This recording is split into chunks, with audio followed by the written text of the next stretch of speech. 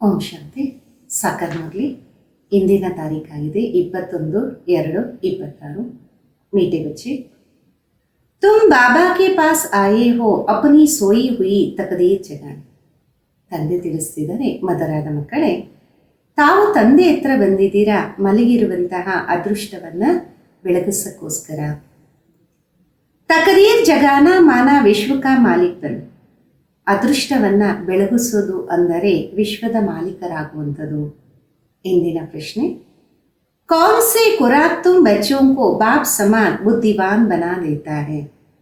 ಯಾವ ಒಂದು ಟಾನಿಕ್ಕು ತಮ್ಮ ಮಕ್ಕಳನ್ನ ತಂದೆಯ ಸಮಾನ ಬುದ್ಧಿವಂತರಾಗಿ ಮಾಡುತ್ತೆ?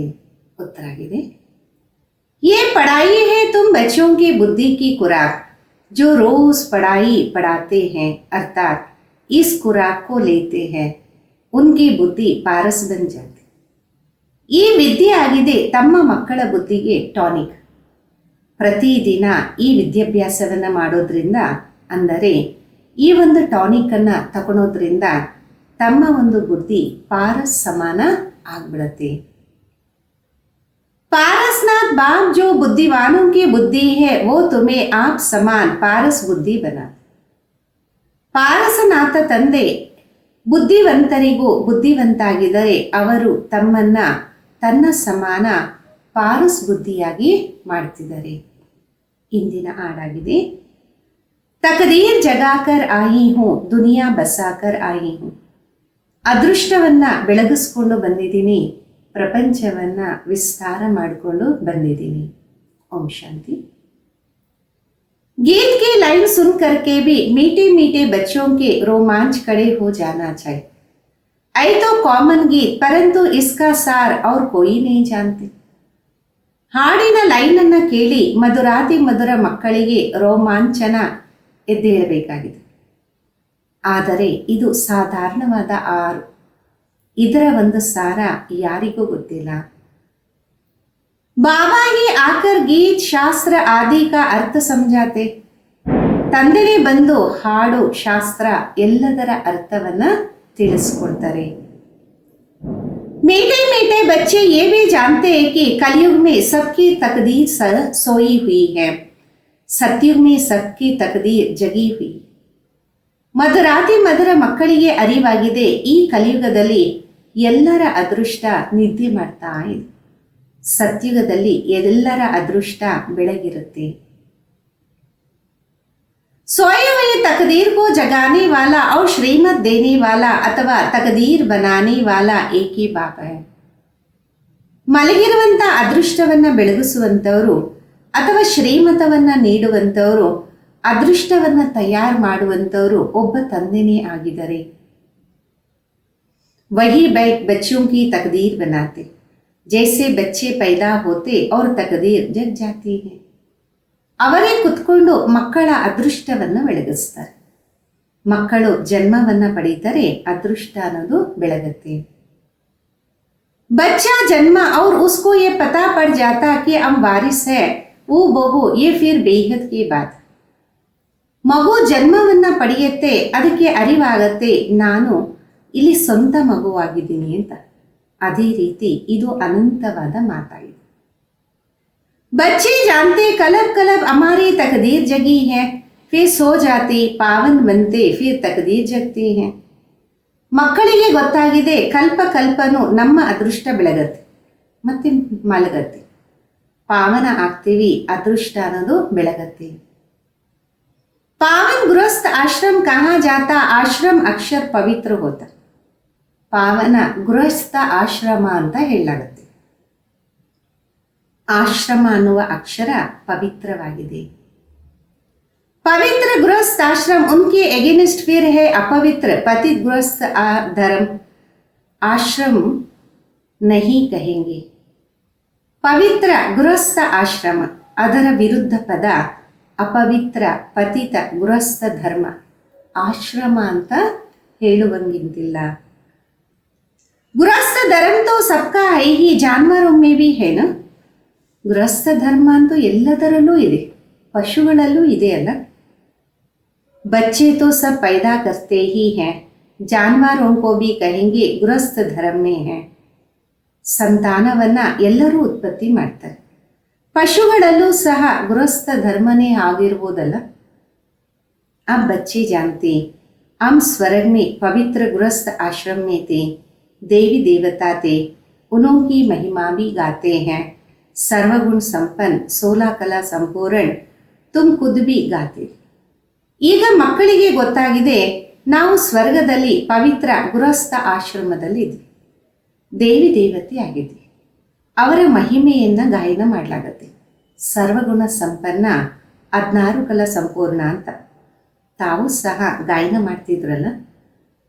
आप समझते हो हम मनुष्य से देवता फिर से बन रहे हैं, गाया भी है मनुष्य से देवता. ಈಗ ಮತ್ತೆ ಅರ್ಥ ಮಾಡ್ಕೊಂಡಿದ್ದೀವಿ, ಮನುಷ್ಯರಿಂದ ದೇವತೆ ಮತ್ತೆ ಆಗ್ತೀವಿ. ಗಾಯನನೂ ಇದೆ, ಮನುಷ್ಯರಿಂದ ದೇವತೆ.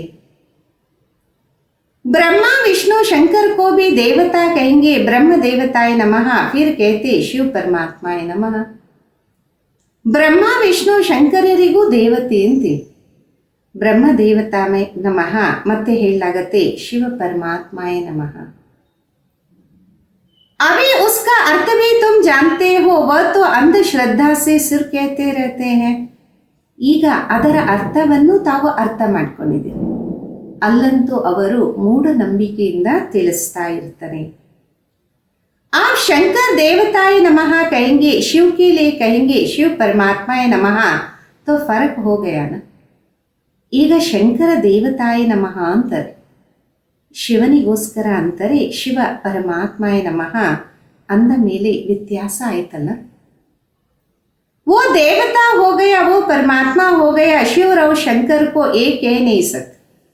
ಅವರಂತೂ ದೇವತೆ ಆದರೂ ಇವರು ಪರಮಾತ್ಮ ಅಂತ ಹೇಳಲಾಗತ್ತೆ, ಶಿವ ಮತ್ತು ಶಂಕರ ಒಬ್ಬರೇ ಅಂತ ಹೇಳುವಂಗಿಲ್ಲ.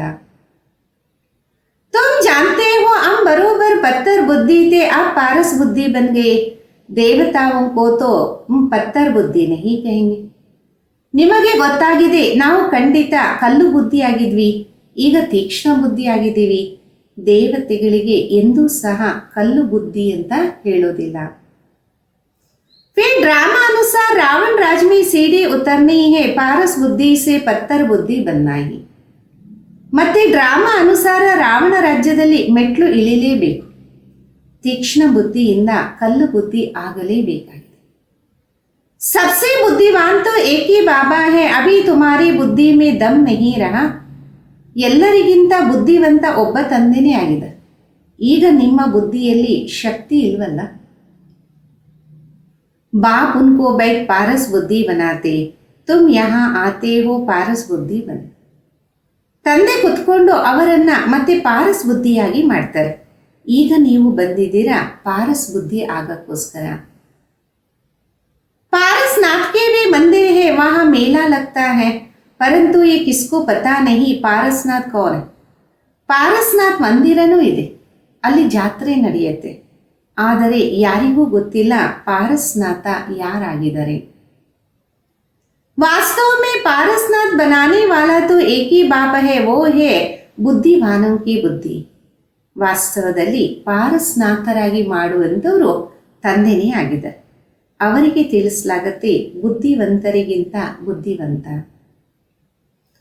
ये ज्ञान है तुम बच्चों की बुद्धि के लिए खुराक, इससे बुद्धि कितना पलटती.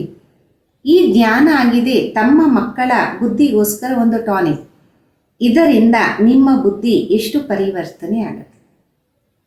ये दुनिया है कांटों का जंगल, कितना एक दो को दुख देते हैं ना. ಈ ಪ್ರಪಂಚ ಆಗಿದೆ ಮುಳ್ಳಿನ ಕಾಡು, ಒಬ್ಬರು ಇನ್ನೊಬ್ಬರಿಗೆ ಎಷ್ಟೊಂದು ದುಃಖವನ್ನ ಕೊಡ್ತಾರಲ್ಲ. अभी ऐही तमो प्रधान रो रो नरक, गरुड़ पुराण में तो बहुत रोचक बातें लिख दिया. ಇವಾಗಂತೂ ಆಗಿದೆ ತಮೋ ಪ್ರಧಾನ ರೋ ರೋ ನರಕ. ಗರುಡ ಪುರಾಣದಲ್ಲಿ ಬಹಳ ಭಯಂಕರವಾದ ವಿಷಯಗಳನ್ನು ಬರೆದಿದ್ದಾರೆ. अभी तुम बच्चों को खुराक मिल रही है, बेहद का बाप खुराक दे रहे. ಈಗ ತಮ್ಮ ಮಕ್ಕಳ ಬುದ್ಧಿಗೆ ಟಾನಿಕ್ ಸಿಗ್ತಾ ಇದೆ, ಅನಂತವಾದ ತಂದೆ ನಿಮಗೆ ಟಾನಿಕ್ ಅನ್ನ ನೀಡ್ತಾ ಇದ್ದಾರೆ. ये है पढ़ाई, इसको ज्ञान अमृत भी कह देते. ಇದಾಗಿದೆ ವಿದ್ಯಾಭ್ಯಾಸ. ಇದಕ್ಕೆ ಜ್ಞಾನದ ಅಮೃತ ಅಂತ ಹೇಳ್ಬೋದು. कोई जल आते है नहीं आजकल सब चीजों को अमृत कह देते. ಇಲ್ಲಿ ನೀರೇನಿಲ್ಲ, ಇವತ್ತಂತೂ ಎಲ್ಲ ವಸ್ತುಗಳಿಗೆ ಅಮೃತ ಅಂದ್ಬಿಡ್ತಾರೆ. गंगा जल को भी अमृत कहते, देवताओं के पैर धोकर पानी पीते उसको अमृत कह देते. ಗಂಗಾ ಜಲಕ್ಕೂ ಅಮೃತ ಅಂದ್ಬಿಡ್ತಾರೆ. ದೇವತೆಗಳ ಪಾದವನ್ನ ತೊಳೆದು ಆ ನೀರಿಗೂ ಸಹ ಅಮೃತ ಅಂತಾರೆ. अब ये भी बुद्धि से समझने की बात है, ये अंजलि अमृत है, ये पतित पावन गंगा का जल अमृत है. ಈಗ ಇವೆಲ್ಲ ಬುದ್ಧಿಯಿಂದ ಅರ್ಥ ಮಾಡಿಕೊಳ್ಳುವ ವಿಷಯ. ಈ ಜ್ಞಾನದ ಅಂಜಲಿ ಅಮೃತ ಆಗಿದೆಯಾ ಅಥವಾ ಪತಿತ ಪಾವನ ಗಂಗೆ ಅಮೃತ ಆಗಿದೆಯಾ? अंजलि जो देते वो ऐसे नहीं कहते हम पतितों को पावन बनाने वाला है, गंगा जल के लिए कहते पतित पावनी है. ಅಂಜಲಿಯನ್ನ ನೀಡುವಂಥವರು ಎಂದು ಈ ರೀತಿ ಹೇಳೋದಿಲ್ಲ, ಪತಿತ ಪಾವನ ಮಾಡುವಂಥದ್ದು ಅಂತ. ಗಂಗಾ ಜಲಕ್ಕೋಸ್ಕರ ಅಂತಾರೆ ಪತಿತ ಪಾವನಿ. कहते भी है मनुष्य मरे तो गंगा जल मुख में हो दिखाते हैं, अर्जुन ने बाण मारा फिर अमृत जल पिलाया. ಅಂತಾರೆ ಮನುಷ್ಯ ಸಾಯುವ ಸಮಯದಲ್ಲಿ ಬಾಯಲ್ಲಿ ಗಂಗಾ ಜಲ ಇರಲಿ ಅಂತ ತೋರಿಸ್ತಾರಲ್ಲ. ಅರ್ಜುನ ಬಾಣವನ್ನು ಹಾಕಿದಾಗ ಅಮೃತ ಜಲ ಬಂತು, ಅದನ್ನು ಕುಡಿಸಿದ್ರು. तो बच्चों ने कोई बाण आदि नहीं चलाते हो, एक गंगा गांव है वहाँ बाणों से लड़ते हैं. ತಾವು ಮಕ್ಕಳು ಬಾಣಗಳನ್ನು ಎಂದೂ ನಡೆಸೋದಿಲ್ಲ. ಆ ರೀತಿ ಒಂದು ಹಳ್ಳಿ ಇದೆ, ಅಲ್ಲಿ ಬಾಣಗಳಿಂದ ಯುದ್ಧ ಮಾಡ್ತಾರೆ. वहाँ के राजा को ईश्वर का अवतार कहते, अब ईश्वर का अवतार तो कोई हो नहीं सकता. ಅಲ್ಲಿನ ರಾಜನಿಗೆ ಈಶ್ವರನ ಅವತಾರ ಅಂತಾರೆ. ಈಗ ಈಶ್ವರನ ಅವತಾರ ಯಾರು ಆಗೋದಕ್ಕೆ ಸಾಧ್ಯನೇ ಇಲ್ಲ. वास्तव में सच्चा सच्चा सद्गुरु तो एक ही है जो सर्व का सद्गति दाता है, जो सभी आत्माओं को साथ ले जाता. ವಾಸ್ತವದಲ್ಲಿ ಸತ್ಯವಾದ ಸದ್ಗುರು ಒಬ್ಬರೇ ಆಗಿದ್ದಾರೆ, ಯಾರು ಸರ್ವರ ಸದ್ಗತಿ ದಾತ ಆಗಿದ್ದಾರೆ. ಎಲ್ಲ ಆತ್ಮಗಳನ್ನ ಜೊತೆಯಲ್ಲಿ ತಗೊಂಡು ಹೋಗ್ತಾರೆ. बाबा के सिवाय वापस कोई ले जा नहीं सकता, ब्रह्म में लीन हो जाने की बात नहीं. ತಂದೆ ಬಿಟ್ಟು ಮತ್ತಾರೂ ಸಹ ವಾಪಸ್ ಕರ್ಕೊಂಡು ಹೋಗಕ್ಕೆ ಸಾಧ್ಯ ಇಲ್ಲ. ಬ್ರಹ್ಮನಲ್ಲಿ ಲೀನ ಆಗುವ ಮಾತೇ ಇಲ್ಲ. ये नाटक बना है, सृष्टि का चक्र अनादि फिरता ही रहता है. ಇದೊಂದು ನಾಟಕ ತಯಾರಾಗಿದೆ, ಈ ಸೃಷ್ಟಿ ಚಕ್ರ ಅನಾದಿ ತಿರುಗುತ್ತಾ ಇರುತ್ತೆ. वर्ल्ड की हिस्ट्री ज्योग्राफी कैसे रिपीट होती ये भी अभी तुम जानते हो और कोई नहीं जानता. ಪ್ರಪಂಚದ ಚರಿತ್ರೆ ಭೂಗೋಳ ಯಾವ ರೀತಿ ಪುನರಾವರ್ತನೆ ಆಗತ್ತೆ ಈಗ ನಿಮಗೆ ಗೊತ್ತಾಗಿದೆ, ಮತ್ತಾರಿಗೂ ಗೊತ್ತಿಲ್ಲ. मनुष्य अर्थात आत्माएं अपने बाप रचयिता को नहीं जानती, जिसको याद भी करते हैं वो गॉड फादर. हद के बाप को कभी गॉड फादर नहीं कही. ಮನುಷ್ಯ ಅಂದರೆ ಆತ್ಮಗಳು ತನ್ನ ರಚಯಿತನನ್ನ ಅರ್ಥನೇ ಮಾಡ್ಕೊಂಡಿಲ್ಲ, ನೆನಪು ಮಾಡ್ತಾರೆ ಓ ಗಾಡ್ ಫಾದರ್ ಅಂತ. ಹದ್ದಿನ ತಂದೆಗೆ ಎಂದು ಗಾಡ್ ಫಾದರ್ ಅಂತ ಹೇಳೋದೇ ಇಲ್ಲ. गॉड फादर अक्षर बहुत रेस्पेक्ट से कहते, उनके लिए गाते हैं पतित पावन दुख हरता सुख करता. ಗಾಡ್ ಫಾದರ್ ಅನ್ನುವ ಅಕ್ಷರ ಬಹಳ ಗೌರವದಿಂದ ತಿಳಿಸಲಾಗುತ್ತೆ.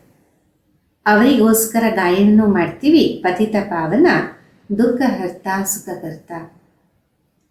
एक तरह कहते वो दुख हरता सुख करता, और जब कोई दुख होता ये बच्चा आदि मर जाता तो कह देते ईश्वर ही सुख दुख देते हैं. ಒಂದು ಕಡೆ ತಿಳಿಸ್ತಾರೆ ಅವರು ದುಃಖ ಹರ್ತ ಸುಖ ಕರ್ತ. ಮತ್ತೆ ಯಾವಾಗ ಅವರು ನೋಡ್ತಾರೆ ತನ್ನ ಸಂತಾನ ದೇಹವನ್ನು ಬಿಟ್ಟಿದೆ ಎಂದಾಗ ಹೇಳ್ತಾರೆ ನೀನೇ ಸುಖ ದುಃಖವನ್ನ ನೀಡ್ತೀಯ.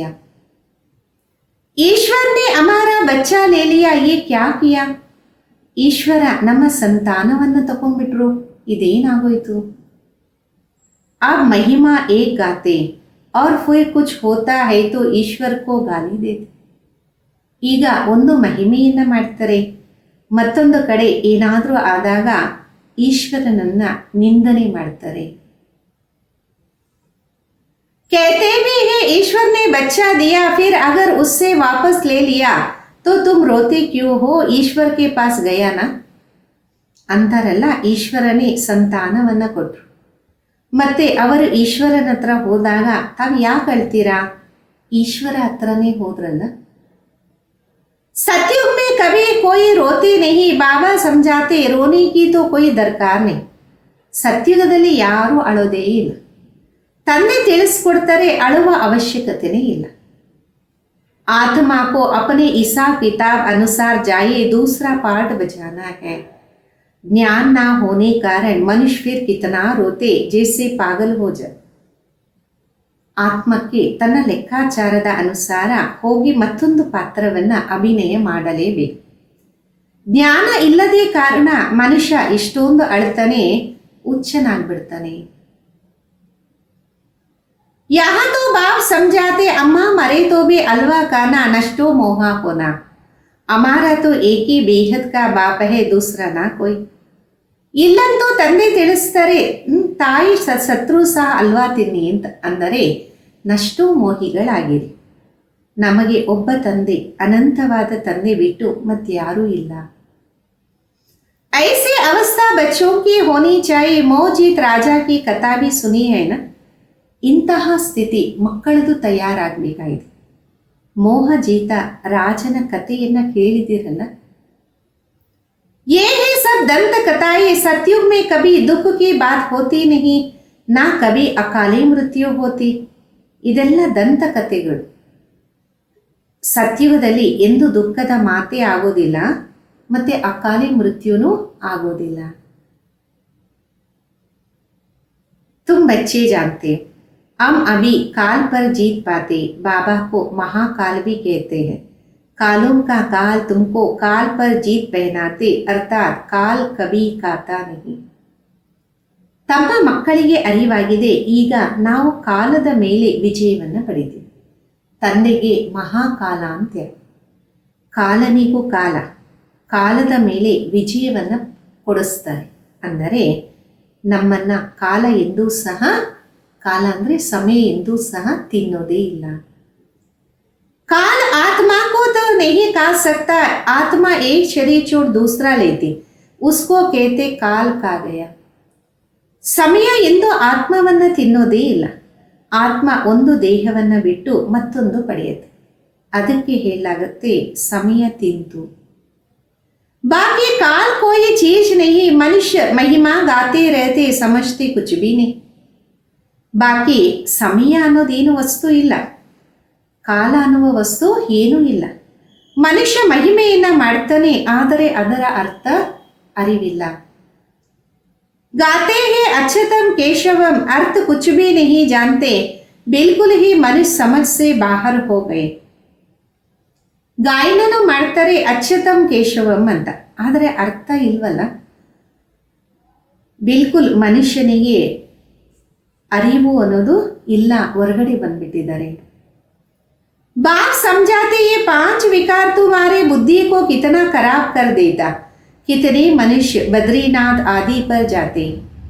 ತಂದೆ ತಿಳಿಸ್ತಾರೆ, 5 ವಿಕಾರಗಳು ತಮ್ಮ ಬುದ್ಧಿಯನ್ನ ಎಷ್ಟು ಕೊಳಕಾಗಿ ಮಾಡಿದ್ರು.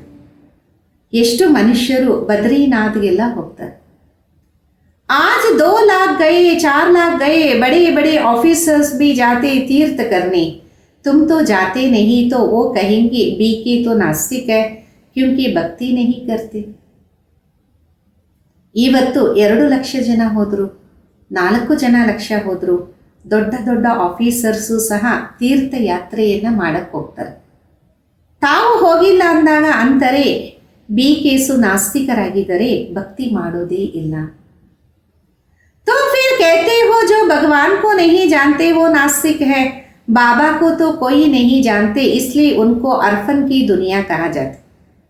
ಮತ್ತೆ ತಾವಂತೀರ ಭಗವಂತನನ್ನ ಇವರು ಅರ್ಥ ಮಾಡ್ಕೊಂಡಿಲ್ಲ, ಅದಕ್ಕೆ ಇವರು ನಾಸ್ತಿಕರಾಗಿದ್ದಾರೆ. ತಂದೆಯನ್ನ ಅರ್ಥ ಮಾಡಿಕೊಂಡಿಲ್ಲ, ಅದಕ್ಕೆ ಇವರು ಅನಾಥರಾಗಿದ್ದಾರೆ, ಅನಾಥ ಪ್ರಪಂಚ ಅಂತ ತಿಳಿಸಲಾಗುತ್ತೆ. कितना आपस में लड़ते झगड़ते रहते, ये सारी दुनिया बाबा का घर है ना. ಎಷ್ಟೊಂದು ಜಗಳ ಕಲಹ ಮಾಡ್ಕೊಂತಾ ಇರ್ತಾರೆ.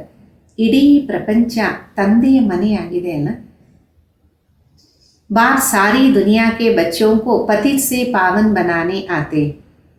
ಆದ ಕಾಲ ಬರೋಬ್ಬರ ಪಾವನ್ ದುನಿಯಾ ತಿ.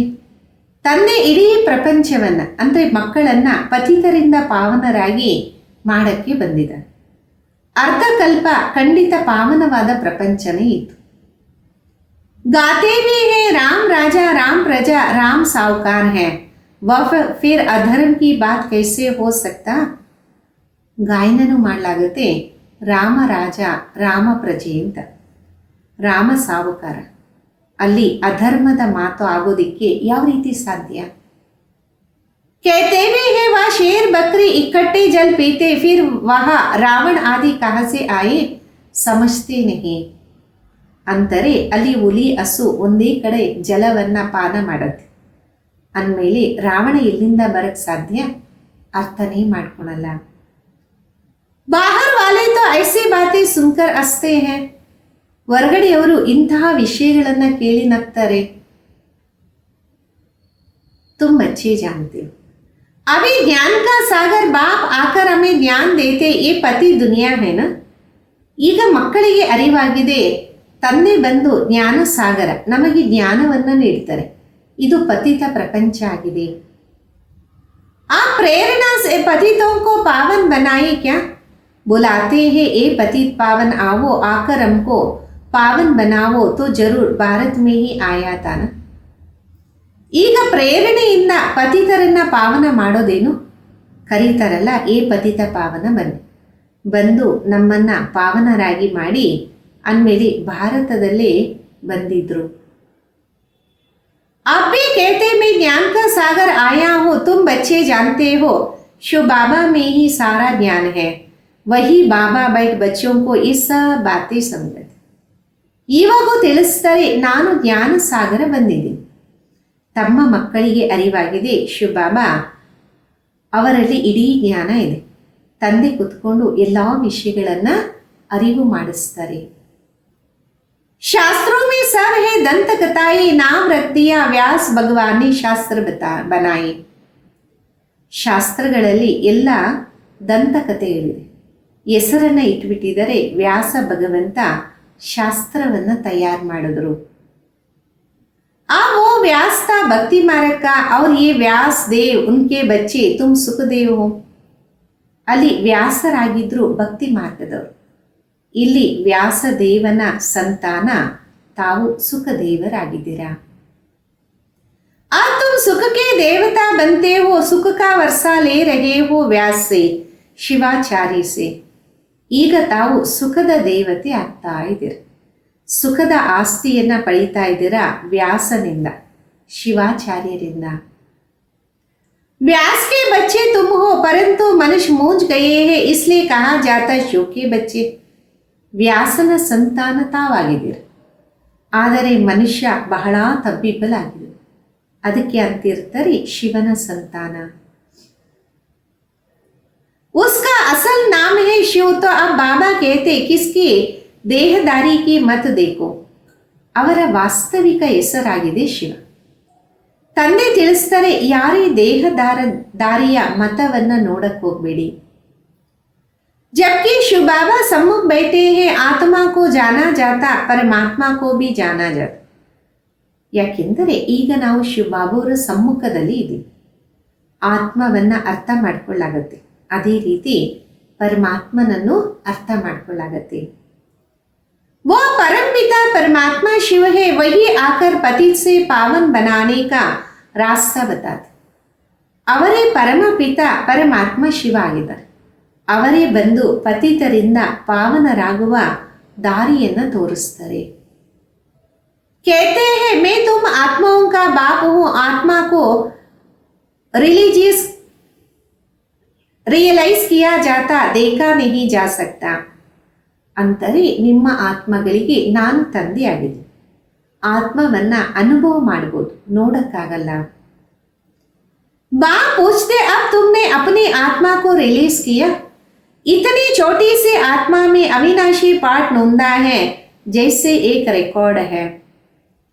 ತಂದೆ ಕೇಳ್ತಿದ್ದಾರೆ, ಈಗ ತಾವು ಆತ್ಮವನ್ನ ಅನುಭವ ಮಾಡಿದ್ರ? ಇಷ್ಟು ಸಣ್ಣದಾದ ಆತ್ಮದಲ್ಲಿ ಅವಿನಾಶಿ ಪಾತ್ರ ತುಂಬಿದೆ. ಯಾವ ರೀತಿ ಒಂದು ರೆಕಾರ್ಡ್ ಇರುತ್ತೆ ಆ ರೀತಿ.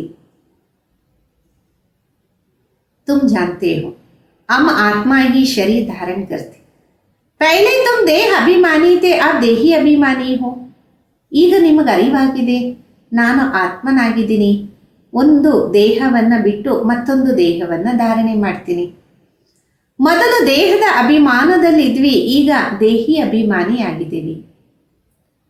तुम जानते हो आत्मा 84 जन्म लेते, उसका अंत नहीं हो सकता. ಇದು ಸಹ ತಮಗೆ ಗೊತ್ತಿದೆ, ಆತ್ಮ 84 ಜನ್ಮವನ್ನು ಪಡೆಯುತ್ತೆ, ಅದಕ್ಕೆ ಅಂತ್ಯನೇ ಇಲ್ಲ.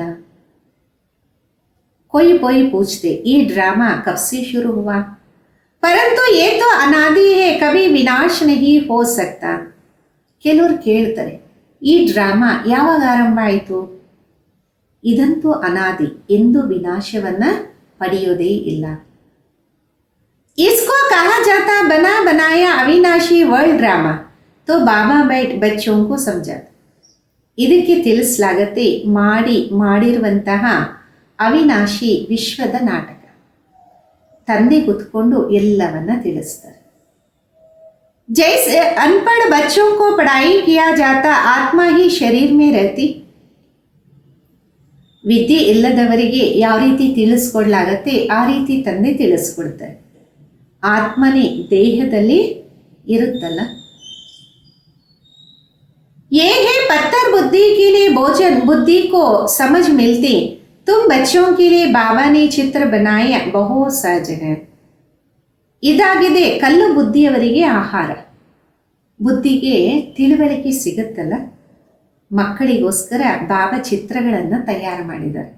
ಇದಂತೂ ಬಹಳ ಸಹಜ.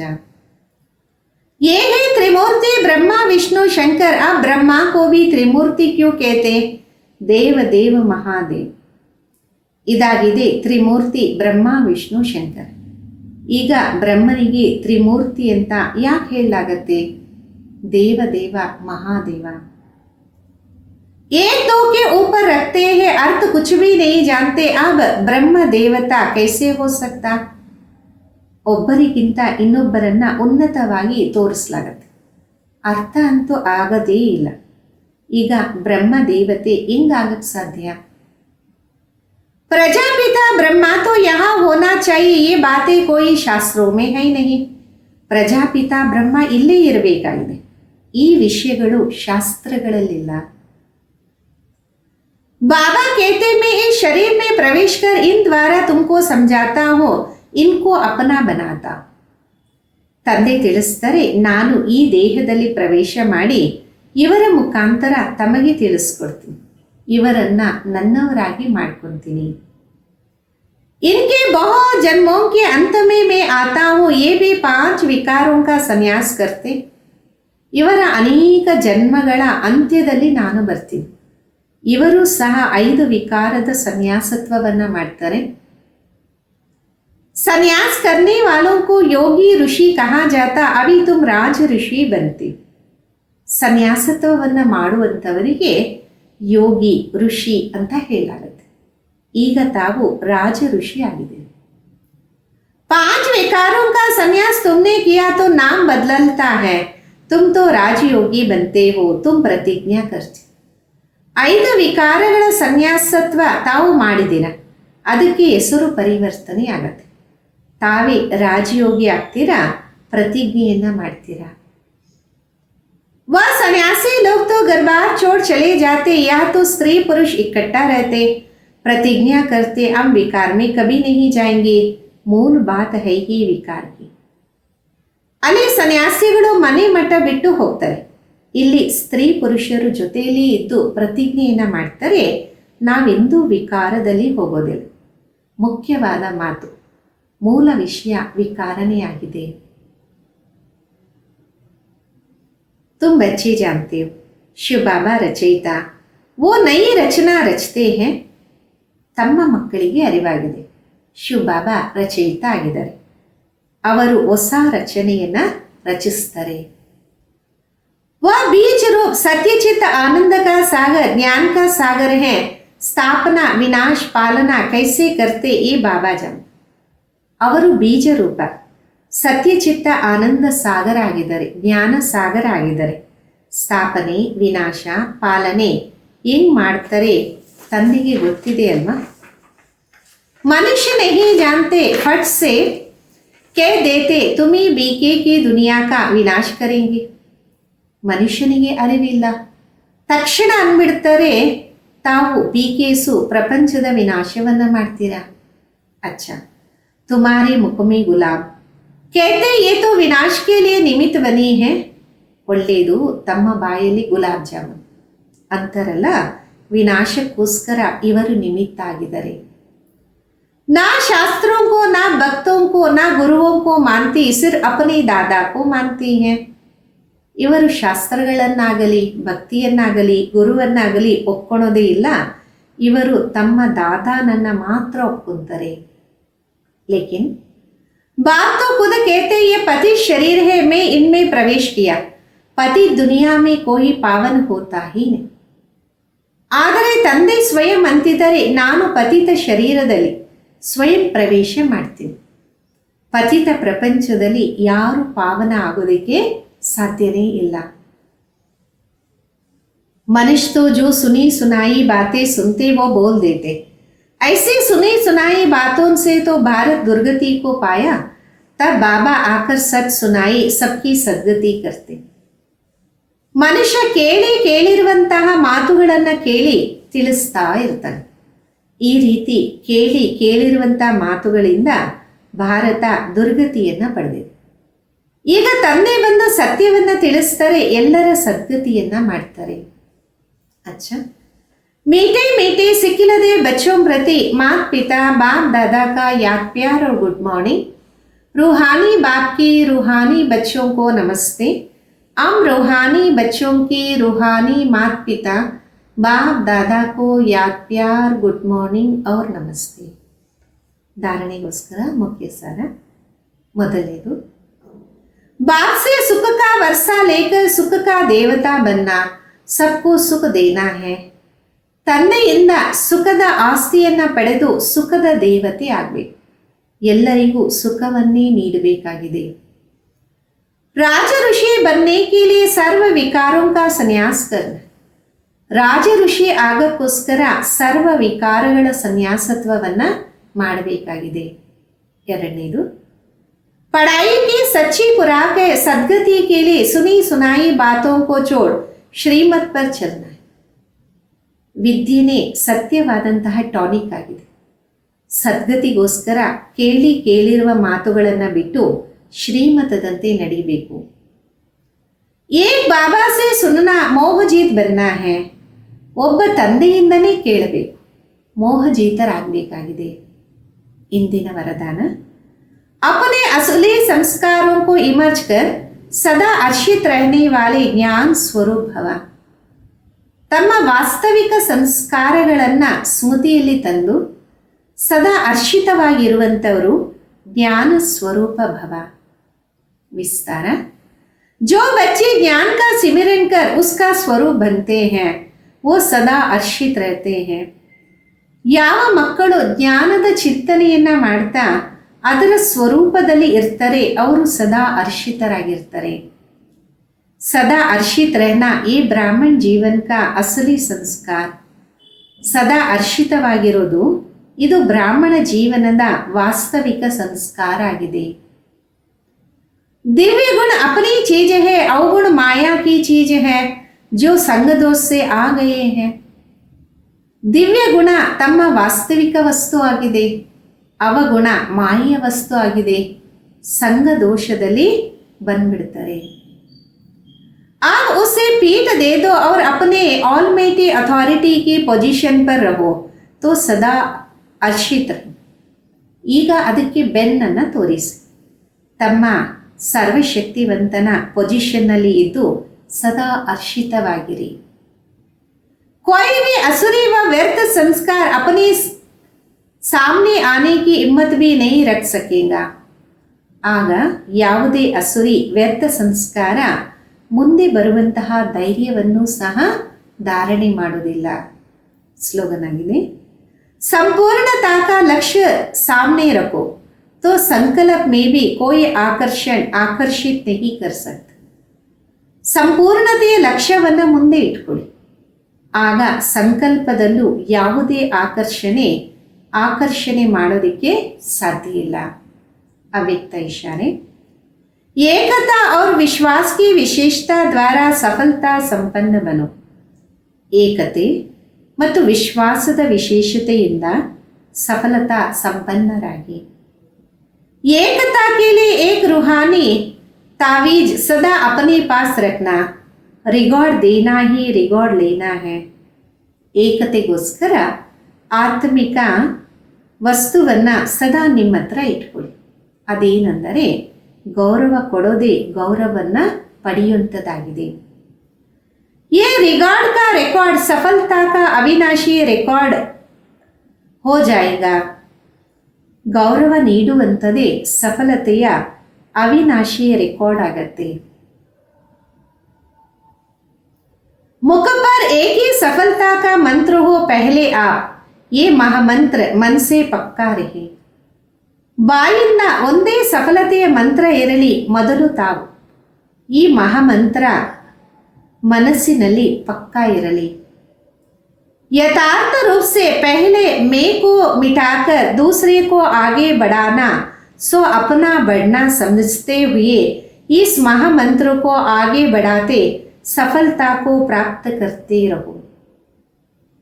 ये मंत्र और तबीजा सदा साथ रहे तो प्रत्यक्षता का नगाड़ा बज जाएगा.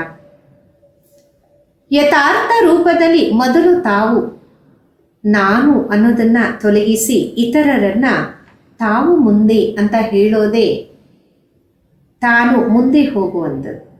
ಈ ಮಹಾಮಂತ್ರವನ್ನು ಸದಾ ಮುಂದೆ ಇಟ್ಕೊಂಡು ಸಫಲತೆಯನ್ನು ಪಡೆಯಿರಿ. ಈ ಮಹಾಮಂತ್ರ ಅಥವಾ ವಸ್ತು ಸದಾ ಜೊತೆಯಲ್ಲಿ ಇದ್ದಾಗ ಪ್ರತ್ಯಕ್ಷತೆಯ ವಾದ್ಯಗಳು ತೂಗತ್ತೆ. ಓಂ ಶಾಂತಿ.